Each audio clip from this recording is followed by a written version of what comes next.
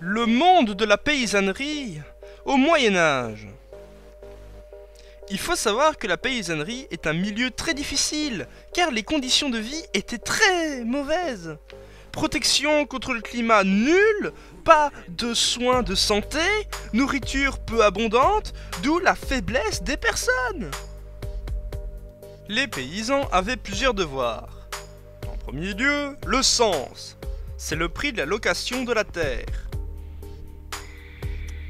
En deuxième lieu, la taille.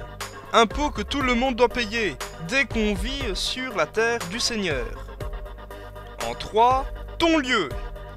Taxe que doit payer un marchand étranger lorsqu'il vient vendre des produits sur la terre du Seigneur. Numéro 4, fort mariage. Taxe que donne le paysan lorsqu'il veut se marier à l'extérieur de sa seigneurie, en compensation à la perte de main-d'œuvre du Seigneur. En 5. Mortemain, taxe que prélève le Seigneur sur l'héritage d'un défunt avant qu'il ne passe aux descendants. En numéro 6. Corvée. Journée de travail obligatoire que doivent fournir les paysans sur les terres du Seigneur. Sur la réserve. En numéro 7. Banalité. Le Seigneur est le seul à construire un four, un moulin, un pressoir.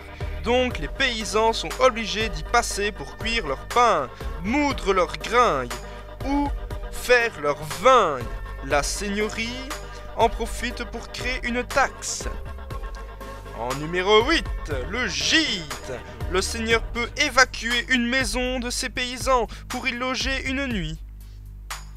En numéro 9, péage. Le seigneur impose une taxe aux personnes qui empruntent sa route à différents endroits.